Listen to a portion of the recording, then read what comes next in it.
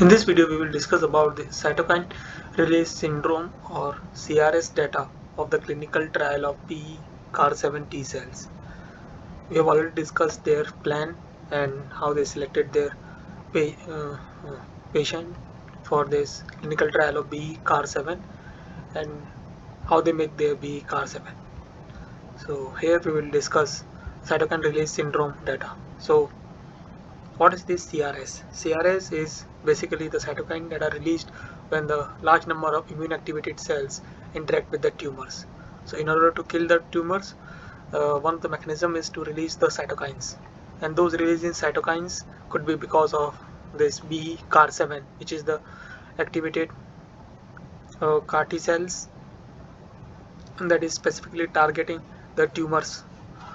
So it will release the large number of cytokines, and it also depends on the size of the tumors. If the tumor size more, then it will release more cytokines, and once it is released cytokines and tumors are killed, then it will activate the macrophages, and macrophages will also release cytokines. So it is a cascade effect.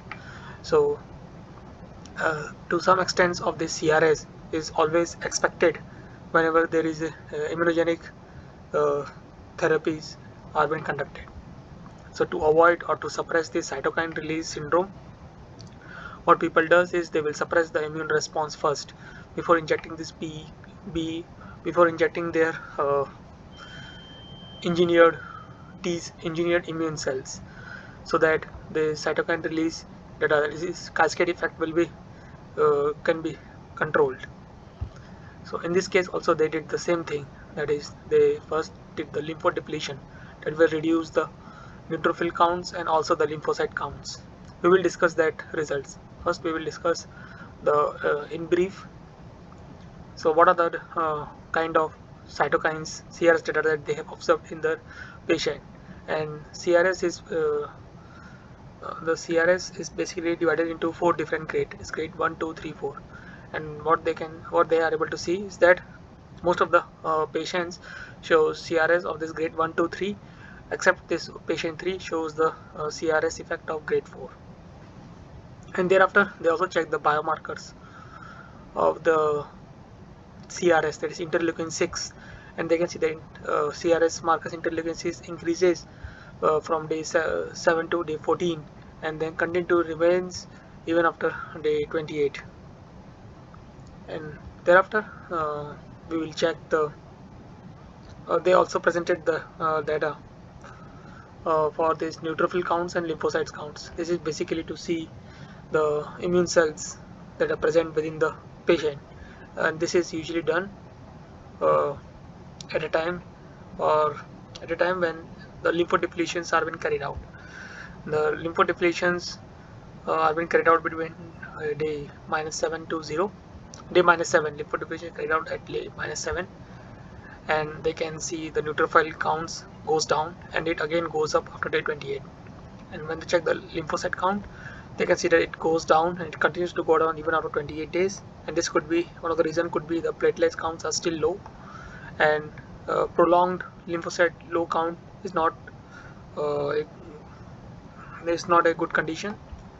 So they did the allogenic stem cell transplantations once they see a reduced amount of BE-CAR7 T cells. So we will discuss that thing.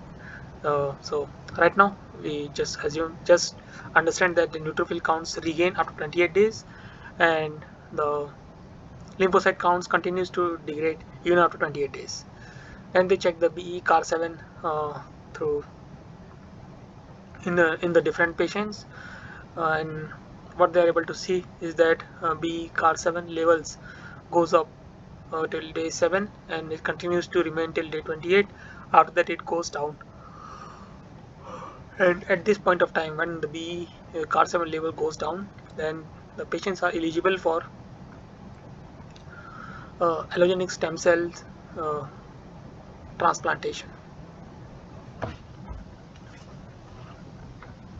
And one of the things that they also measured before they did the allogenic stem cell transplantation, that is they check the minimum residual disease, that is tumor size, and they are able to see that in most of the cases the tumor morphological tumors, there is a complete remission of this morphological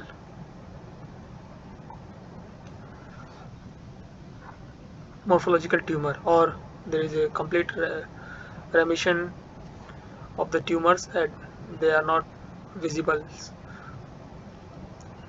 even after the recipient of the BE-CAR7 for 28 days. But 4 of them shows a MRD level of 10 raised to power or minus 4 that can be seen here. So this is also at very low amount.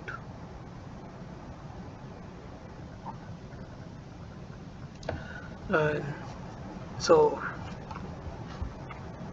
that can be seen here.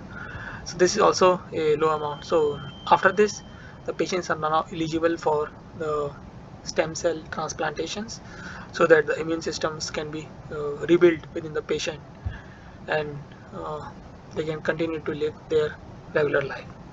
So this is the cytokine release data of their BE-CAR7 that have been published. So if you need to understand more about these experiments or these results in detail, you can go through the reference that has been provided in the description. So that's all for this video. Thank you for your time.